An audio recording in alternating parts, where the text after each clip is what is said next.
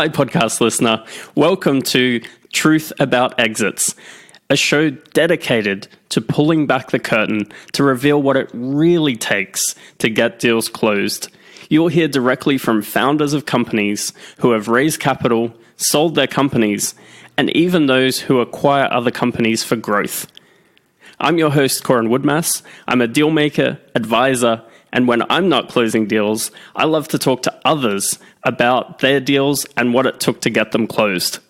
And now you can listen into these conversations too.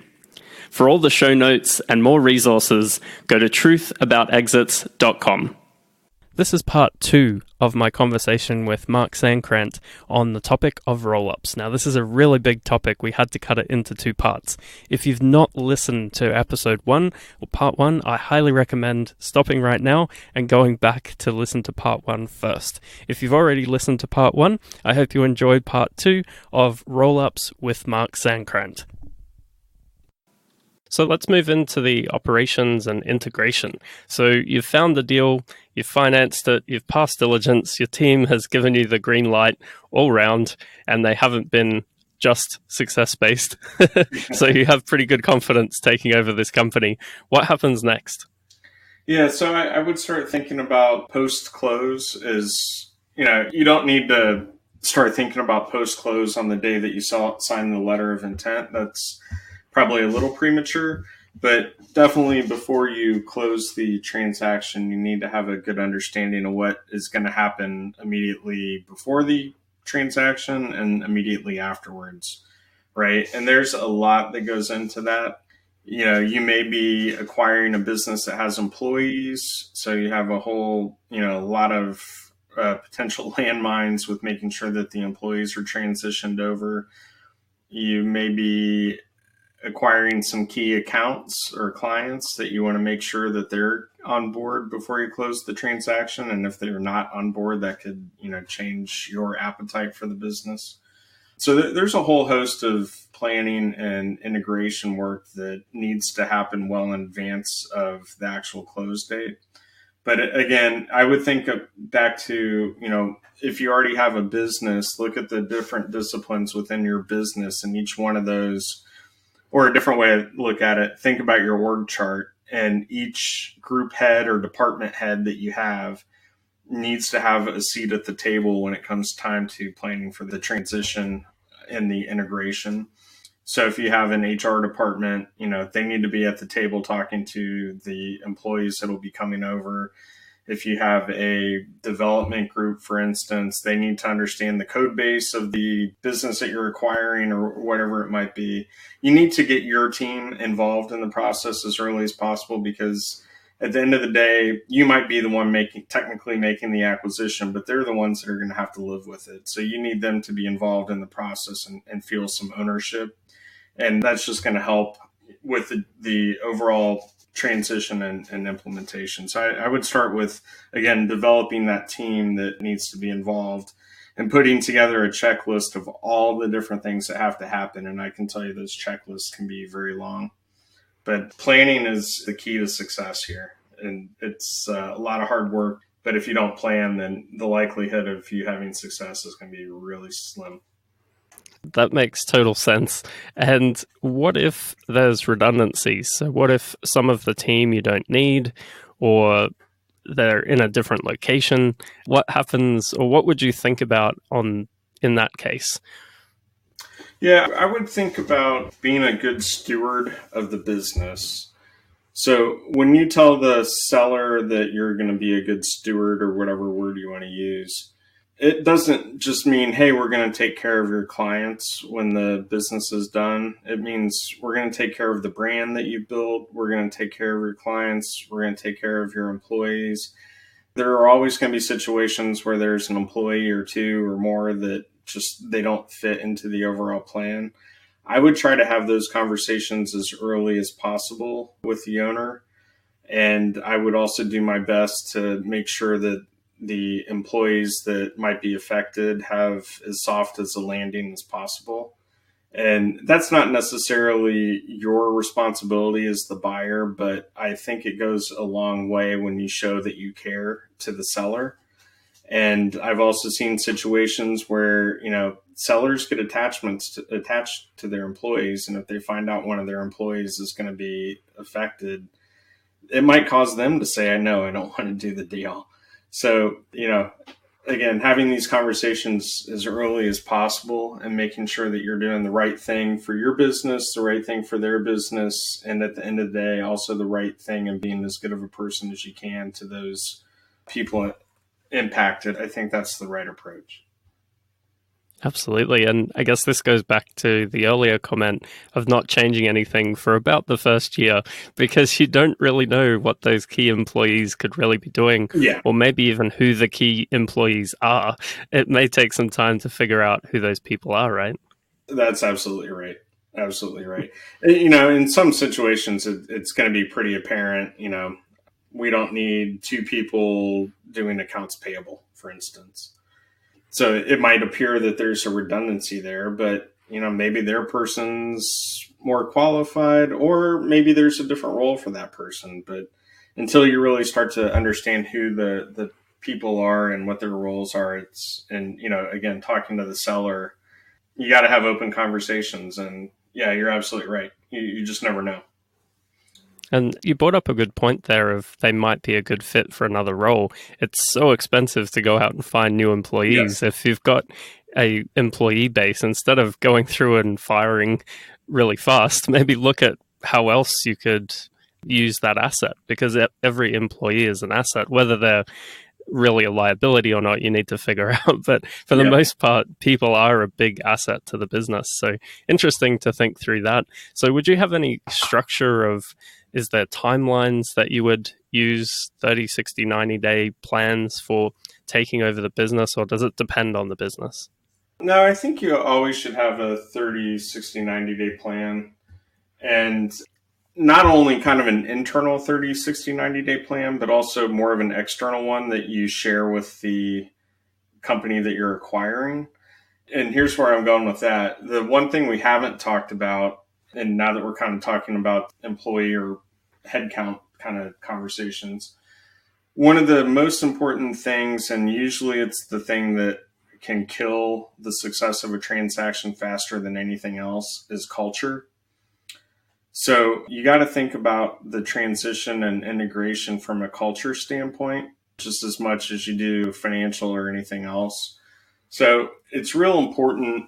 And it's kind of funny, all through my education, every time I saw the word, like mission statement or value statement or whatever you want to call them, I always thought, why does anyone actually spend time working on those or thinking about them? Because at the end of the day, they don't really matter. Until I got involved in M&A and I realized, they're not just words. If the company actually lives by it, whatever their mission statement is or strives to be that kind of company, that's important. And you have to start sharing that with the target company as early as possible to start helping them understand who you are and how you work, and what life is going to look like when they're part of your organization. And I think my point being is it's worth spending a lot of time thinking about what your culture is and how you operate, and what that means for the people coming over that might be operating under a totally different corporate culture. You can't make their culture fit yours, and you can't change your culture to accommodate theirs. Cultures are kind of what they are, and they take time to change. But what you can do is be very transparent and upfront about, this is our culture and this is how we work, and make sure that everyone understands that on day one. Again, I would spend a lot of time with individual employees or having your department heads talk to the people that are going to be reporting to them to make sure that they understand their own department culture, right? So spending a lot of time on culture is probably one of the areas that I think is the easiest kind of glance over or not really spend a lot of time on, but it's probably one of the more important ones, particularly when there are people involved. Absolutely. Yeah, I used to cringe when I started working at very large corporations and there was culture and mission statements and all this type of thing. It really didn't resonate until I started traveling. Yeah. And it wasn't necessarily just the foreign culture or foreign things that were happening in different countries. It was more the people, the expats I was meeting, because if I found someone from the same area of Australia as me, from Brisbane, we would have something in common immediately. Yeah. The same is true if you've been to the same college or done the same degree. There's all these things that make you similar, and there's almost an unwritten understanding immediately when you meet people that are from a similar culture. So I guess that's where it really comes from, right? Is more of a country or a background culture. So if your culture is a certain way, it's important to make sure that that's understandable or explained before integrating. And you often see this in really large companies, but it can work in small to medium enterprises as well. And especially if you're integrating more staff, more headcount into your company. Yep. Absolutely. And, awesome. As you were saying that, it made me think through, some of the organizations that I've worked for. On your first day, they would make you fill out a questionnaire about, 5 things, list your 5 hobbies and things that, where'd you travel last summer, whatever they were. And I always kind of went into it again with that attitude of not understanding why they're making me fill out this silly thing that has absolutely nothing to do with my role. But it's exactly what you just said. It's, so I spent my summer in wherever not very exciting place, right? There might be somebody else in the organization that grew up there or, some went on summer vacation there too. And so it's those little bonds that once you start identifying and allowing people to connect, that's really what starts to drive your culture. And again, you can't force your culture on somebody else and you can't change your culture to accommodate somebody else. But what you can do is make them feel a little bit more comfortable. And then, they'll start to work into the culture. And I think that's, those little things, as silly as they might seem, they can be great tools to just start to identify those commonalities between people to help them start to feel like they fit in. The other piece to that I would say, and this is more for kind of more of the management level types, I would also think about using different assessment tools, kind of like the old school Briggs-Meyer personality tests. And again, this is where as I've gotten older and understood these a little bit more, I see what the true value is. They're not about assessing someone to figure out whether or not they're going to be a fit. But as a business owner or a manager of people, the more I understand who my employees are and how they work, is going to allow me to be a better manager, right? So there's one in particular called a DISC assessment. It's DISC. And, what that tool does is allows you to understand what motivates people, what kind of personality they are. So it helps you as a manager know how to get the most out of them that you possibly can. And again, it's not about do they fit within my organization. It's about what tools do I need as a manager to help them do their job. So I would also look at things like that. Absolutely. I read a book last year called Principles by Ray Dalio. Have you read this book? No, I haven't. Yeah, so he goes pretty deep into his scorecard, baseball card is what they call it at Bridgewater. Yeah, Bridgewater, his hedge fund. So yeah, if you want more information on that, that's a pretty good read. I picked it up on Audible. It's a really good listen. And then I got the book because it's a great reference point when it comes to corporate fit or personality fit to positions. So they take it a step further where they have these baseball cards so you know what people's strengths and weaknesses are. Yeah. And literally in meetings, they will default to the person with the most experience. They'll listen to everyone's opinion, but they'll default to the person with the most experience in that said topic, which is useful. So it's not 100% anyone has a say, but it's weighted. The opinions are weighted, which I thought was really interesting. And that could be something as part of an acquisition that could be really interesting to find some amazing industry knowledge that you didn't have before comes across in the staff. Absolutely. So you might be thinking at this point, aren't we talking about M&A? Shouldn't this be all about financials? Well, as you thinking the same thing. Yeah, as you and I have riffed many times since we first met, a lot of this stuff is really psychology, right? Yeah. And people are the biggest piece of whether something is a good fit or not. Yeah, and I have one more topic to touch on that relates to this. So just with the where our world is today, it's going to be about nearly impossible to acquire anything where there's not a remote employee involved, right? So more and more of us are working from home, and lots of companies really don't care where you live. They just want to make sure they get the right person for the role. And if that person is, on the other side of the world, so be it. The reason I bring that up is because that creates a whole different cultural issue, right? So that person's not going to be in the office and interacting with everyone else.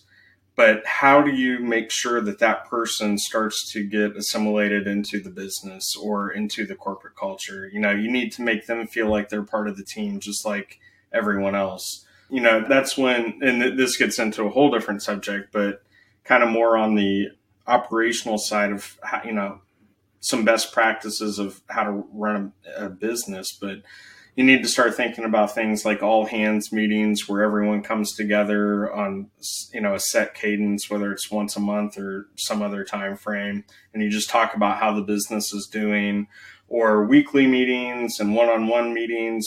You need to figure out some way to make sure that those remote people feel valuable and that they're actually part of a company. So I just wanted to bring that last piece up around culture.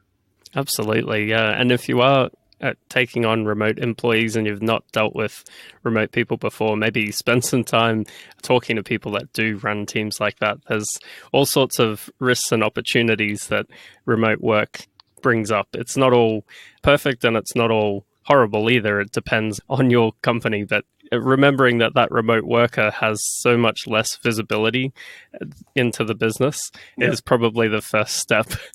Personally, what we do is we have team retreats. So we work together. So we all catch up in one place and we work together on a fairly frequent basis, about quarterly. Not exactly, but about quarterly. And a lot of the companies I know that have a ton of remote workers do something similar.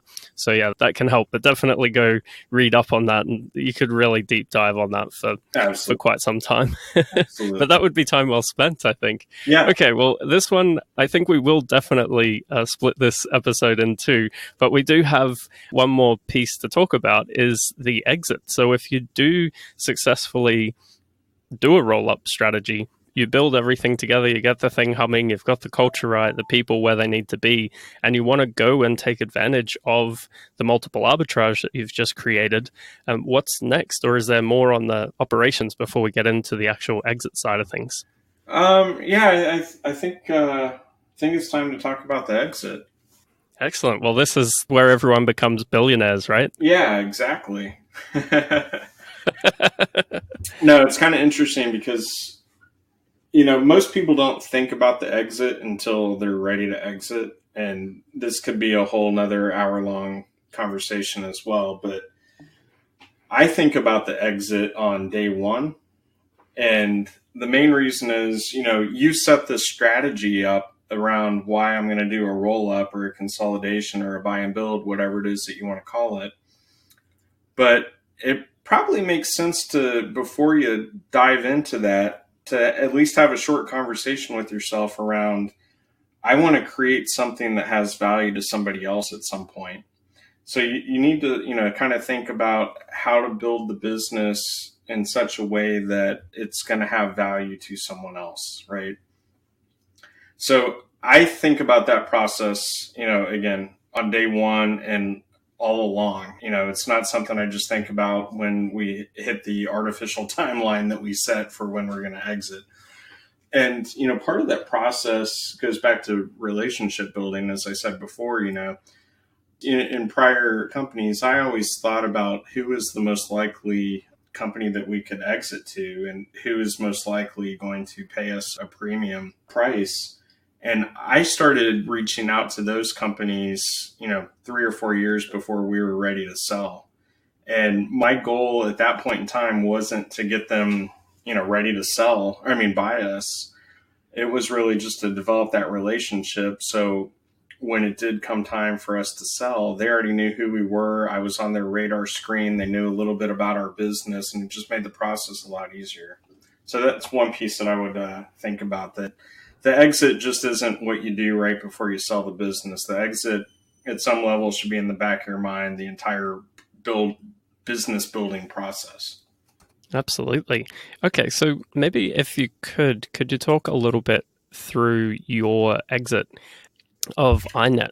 Yeah. Because we've talked about this a couple of times. That kind of was pretty interesting how you guys were acquiring, putting the business together, and then went through the sale process. Yeah, so just a little bit of background. iNet was a special interest media company. We were started off purely online.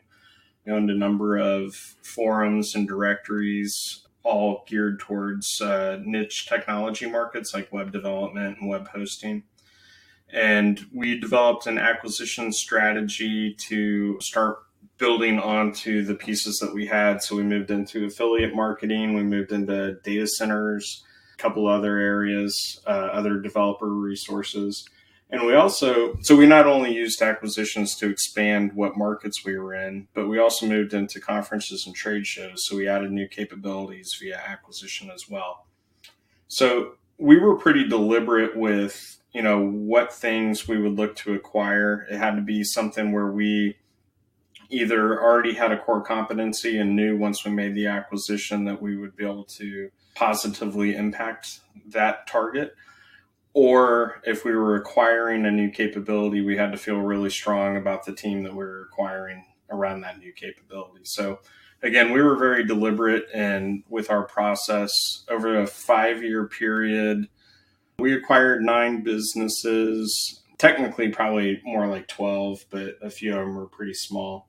But we grew the company. I think I was employee number 9. And when we exited, we grew to about 55 employees. So we had to get really strong with cultural integration. And, we went from a very small entrepreneurial feeling company to, not a big company by any means at 55 people, but it certainly felt more like a bureaucracy by the time we exited than it once did, right?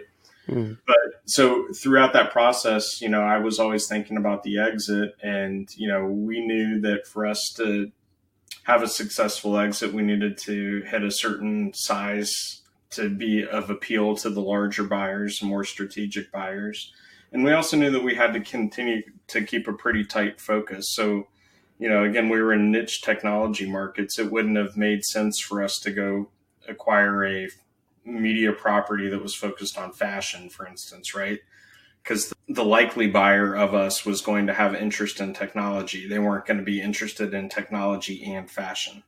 So we were, again, just very specific about what areas we would move into. We were very disciplined on, what we would pay. And ultimately that resulted in a very nice exit for us to a strategic buyer that identified the markets that we were in as kind of core to their vision. And at the end of the day, I would say we got, a bit of scarcity premium. And what I mean by that is we pretty much owned the web hosting and data center markets. So if anyone wanted to move into those markets, the only way they could was really by acquiring us. So it was a pretty good position for us to be in.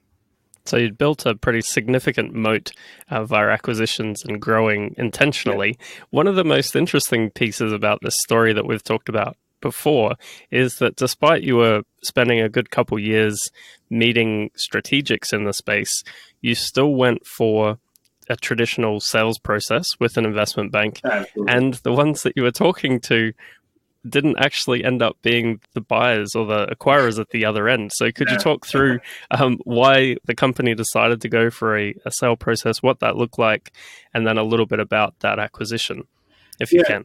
Yeah, absolutely. So first and foremost, and I'm partially saying all this in a self-serving manner, but partially not, it's just a lot easier to have an advisor or an investment bank to run a process for you. It ensures things stay on track. It ensures that you're able to remain as unbiased as possible about assessing the deal.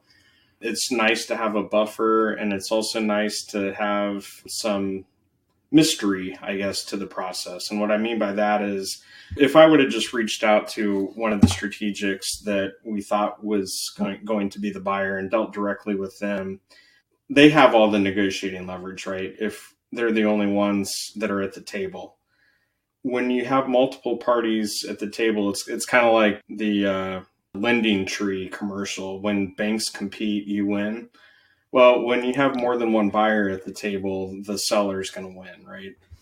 So it was important for us to, we had outside investors. It was important to us to ensure that we were maximizing value. And we felt that the way to make sure that we were able to maximize value is to have an investment bank and run a traditional auction process. And it was a very smooth process. I think if we would have tried to go it alone, I think it would not have resulted in the transaction that we had. But yeah, go ahead. Oh, I was just going to say, so with an auction process, could you talk through just what that means? And was there a set timeline to that? Yeah, so in conjunction with us, our investment bank put together a list of, it was probably 160 to 180 prospective buyers. And we set I believe it was a 2 or 3 week time frame. So the investment bank reached out to all those parties with a little bit of information about the company, with instructions on when they could submit an initial indication of interest. And once those indications were received, then we would select the parties that would move forward to the next round. And the next round entailed being able to do a much deeper level of due diligence on us, at which point the remaining parties would submit a bid, and then we would take the bid and then transact with that winner of the auction, if you will. Great. So it creates a level playing field, but also creates a timeline. And we've just finished a 21-day process on a deal last week, actually. And it was interesting that a lot of those interested parties all kind of waited till the last minute, but they were all very aware of what that timeline was. Yeah. Partially through us reminding them, but also that whole cycle really works. It seems like artificial timelines, but sometimes that's the way to get people moving. I had a call, the podcast that I just recorded before yours was with Chris Rawlings from Judo Launch, and he was saying he did the same thing when he was raising capital from VCs. He said you always need to have a timeline in mind. Yeah. Otherwise people just won't act. I think it's just general human nature. Yeah, you don't make decisions, especially hard decisions, until you absolutely have to. There's no question about it. And I think another piece of this puzzle is to really be able to run an auction process like we're talking about here. You need to be a certain size, and you need to be in a position to be appealing to the types of firms that are used to being involved in a process. If you run a process on a deal that's too small, you could actually scare off a lot of the buyers. I'm speaking from experience here, if the deal is too small and this is out of step with the market. So this is really for lower middle market deals.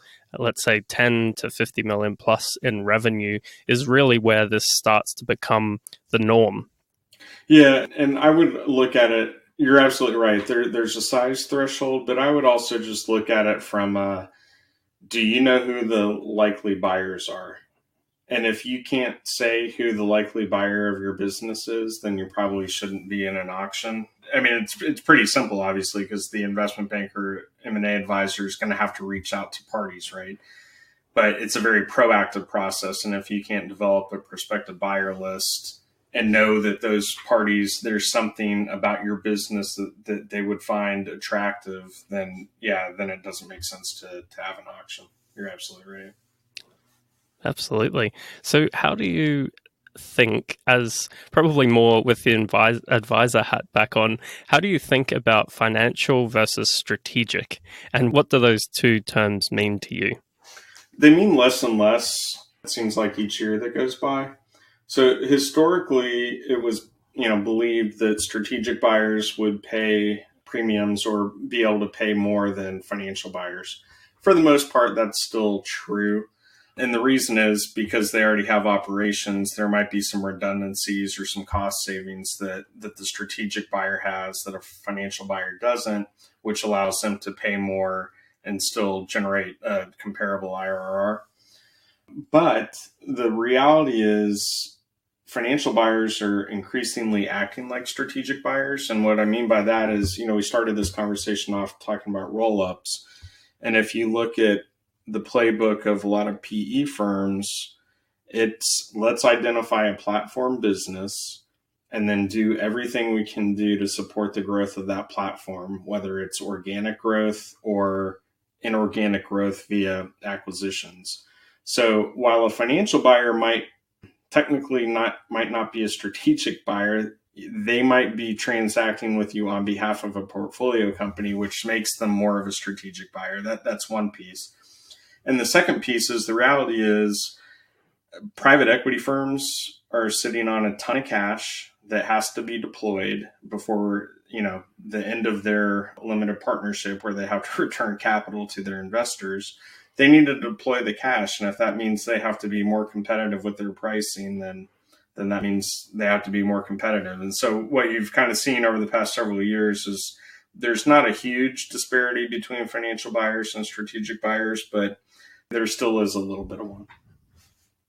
Absolutely. So I'm just going to play novice here and just translate a couple of these terms we've been talking about. Absolutely. So number one is IRR. So if you're not in the investing world, internal rate of return is what that is. You can Google that later. But this is return on capital, right? Internally. That's what investors use to value or to project forward what their return on capital should be. So that's a really important term. So dig into that in your own time. But the next couple of pieces I'd like to explain is financial and strategic. So typically, a financial buyer is a buyer motivated by the numbers, essentially.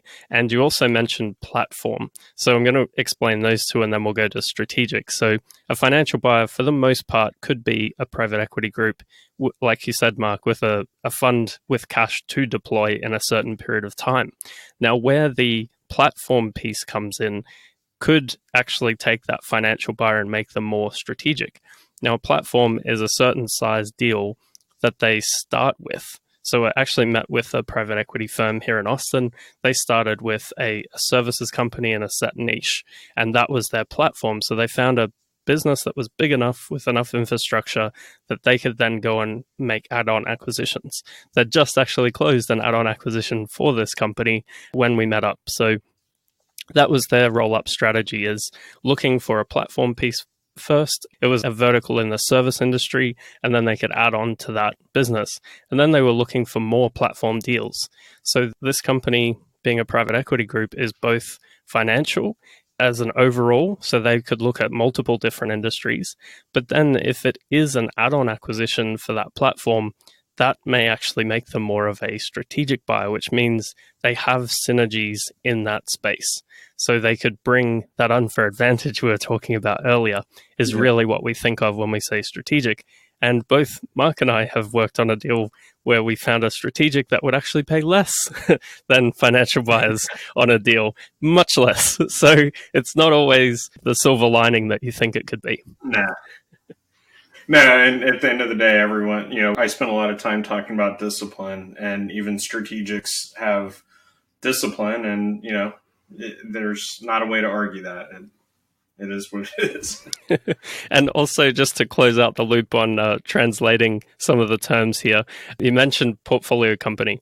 So once the business is acquired by a private equity firm, it's referred to as a portfolio company. So that company, if it's owned by a private equity group, is somewhat strategic and somewhat financial. So that really blurs the lines there as to what acquirer you would prefer. But what I agree with you, it's not anymore. It's not really just strategics that you'd prefer to go with. In some cases, a financial, somewhat strategic buyer may want you out of the deal quicker, and that may actually align with your goals as the seller. So anyway. Absolutely right.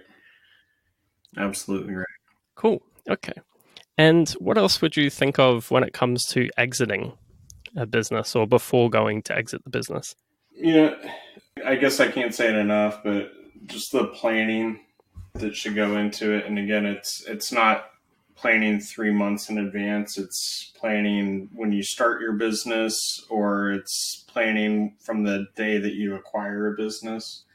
There's just a lot to think through about how to create value. Part of that's operationally, but it's also making sure that you're creating an asset that someone else wants to acquire. And there's a lot that you can do throughout, however many years you own a business to prepare for that exit. And it's one piece that I think the advisory community could do a better job on, with educating business owners on some of the things that they can do to maximize their value. But the reality is, lots of people don't do any sort of exit planning. And I'm going to say this somewhat facetiously, but not really. People spend more time preparing to sell their houses than they do a business. And, I would challenge any business owner listening to, really think through, how they're going to maximize the value of their company. And it's not just about the operational pieces. It's about preparing for that final exit. Absolutely. And to stay on theme, because I know we'll have many more discussions around exit planning in general, but if you have done a roll-up, you touched on this before with iNet, you guys weren't looking at any type of web property. You were staying niche to tech-related stuff, and you were thinking about who would want to acquire this business.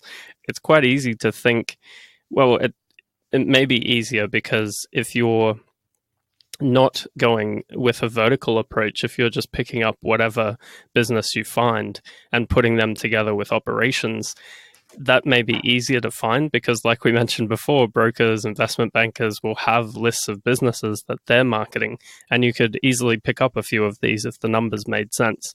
But then on the other side, if you're looking to maximize value and you're doing a roll-up strategy, you may want to stay really niche specific or vertical specific to make sure you appeal to that next level of buyer. So I think that's probably the most crucial piece, is figuring out who's likely to value the business, and then obviously when is the time to start going to market. Absolutely. And that process isn't always easy, right? Sometimes you have to make some really hard decisions. And while we were very disciplined with our overall approach to markets, halfway into our life cycle, if you will, we made the decision to move into conferences and trade shows.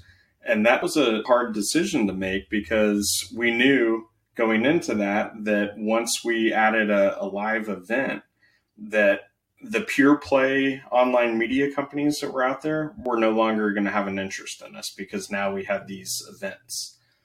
But we also knew that there were a lot of media companies that were moving into the event space, and that we would lose some prospective buyers, but we might gain some others. That was one piece of it. But the second piece was it just made a lot of business sense. So sometimes, even though I just said everything I said about preparing, sometimes you need to live in today and do what's right for the business today and not purely focus on the exit. But for us, there were so many synergies between having an online media property and a event that was very closely connected, right? So it made total business sense for us today. And it also, we believed, would make business sense for us at the exit. Little did we know that ad technology was going to come along and make it very difficult for, online media companies. We lost a lot of the competitive advantage that we had as a result of ad tech. But it was these events that kind of really kept a lot of the value in the business. So we absolutely made the right reason. I don't think we made we made the right decision. I don't think we knew why that it was the right decision for this reason at the time, but it turned out to work for us. But yeah, you got to think about the future and make sure you're building an asset that someone else is going to want. Awesome. So I think that's been a great conversation on roll-ups. Is there anything that I haven't asked you that I should have asked, or anything else you'd like to add as a final thought on roll-ups? I had thought about just some of the, throughout the conversation, we talked a little bit about some of the challenges.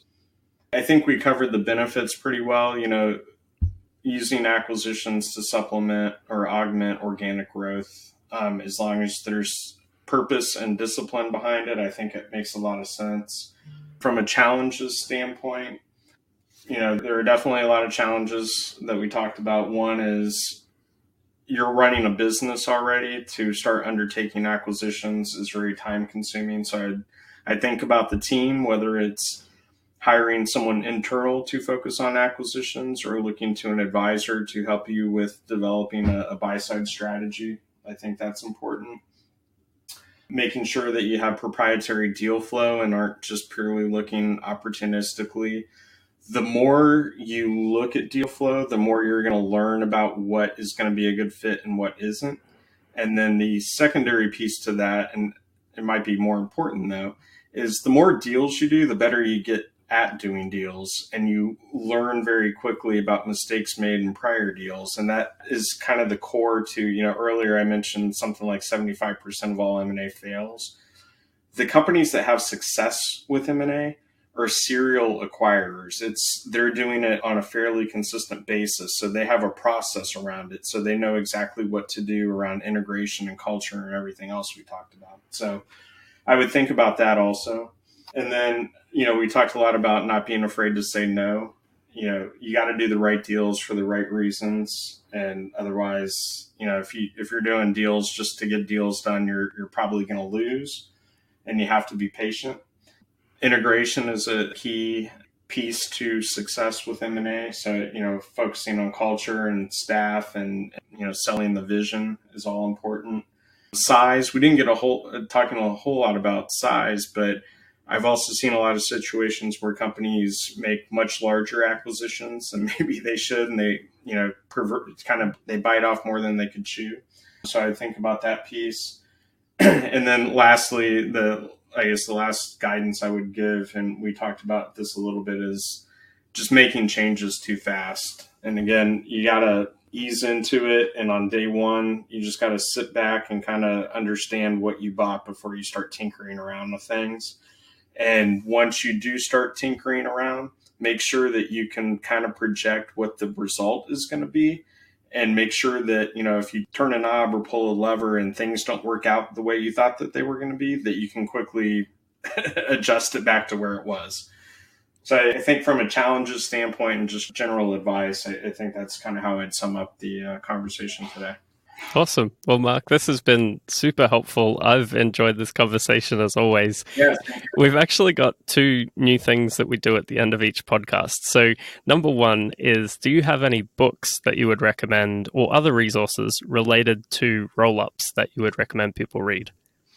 Oh, not specifically. I think any book around people, I would focus more on the people behind roll-ups as opposed to stories about the actual deals or, finance type books. Because I think the people that have had success with roll-ups, it's not that they're financial wizards or they had really good deal teams. They had a really good vision. So any book about a business leader that talks about their vision and how they implemented their vision, I think that's probably where I would start. Awesome. Okay. I would recommend checking out I Love Capitalism from Ken Langone. He talks a little bit about this. He was an investment banker and became co-founder of Home Depot and a bunch of other companies. So yeah, awesome book. I loved it. And also when you mentioned acquiring a larger company, it made me think of The Fish That Ate the Whale. I'm blanking on the author's name, but that's also an interesting story around that. So that's cool. And instead of saying how people can reach out to you and ask for more help, because you've been very, very open with your advice here, how can people help you? What do you need help with? I like to talk to people. So even if there's ever anything you want to talk about, I would say reach out to me. And again, I'm about building relationships, and I'm a believer of karma. So, even if you don't need help and I don't need help from you, that doesn't mean we shouldn't chat. So I like building relationships and adding to my network. And I invest a lot of time in both of those pieces, and I'm a firm believer that I might meet someone today and maybe we don't do anything for 20 years. That's okay. It had to start someplace. So I guess the way you could help me out is introduce yourself to me, and then let's talk about baseball or something else, and then maybe we'll end up doing something work related. I love it, Mark. So how is the best way to reach out to you? And we'll put it in the show notes. Yeah, I would say LinkedIn. Again, Mark Sancrant is probably the easiest way, or just email me directly. You can reach me at Mark with a K, M-A-R-K, at blueashcapital.com. Awesome. Well, thanks so much for jumping back on the show, mate. I know we're planning many more conversations, but this has been awesome. Yeah, same here, Corin. I appreciate it. Cool. Thanks, mate. Thank you. Thank you for listening to another episode of Truth About Exits. Now, whenever you're ready, here are 3 ways I can help you.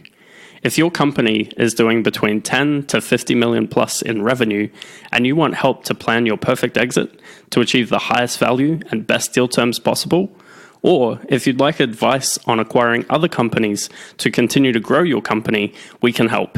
Go to truthaboutexits.com/consult.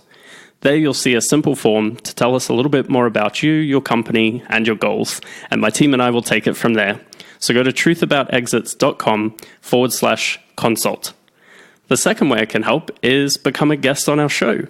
If you've had a successful exit, you want to share your story, or if you're actively acquiring other businesses and want to share your criteria with our audience, go to truthaboutexits.com/guest. Let's connect, and I'd love to talk to you. The third way I can help you is one of my favorite things in the entire world is sharing the Truth About Exit stories with other entrepreneurs by speaking at events all over the world. So far, I've had the privilege of speaking at events in the US, Canada, UK, Spain, Germany, Ukraine, Czech Republic, over in Asia, China, Hong Kong, Thailand, and even Australia. If you would like me to speak at your next event, go to truthaboutexits.com/speaker and tell me a little bit more about your event, and we'll go from there. Thanks for listening, and I'll see you on the next episode.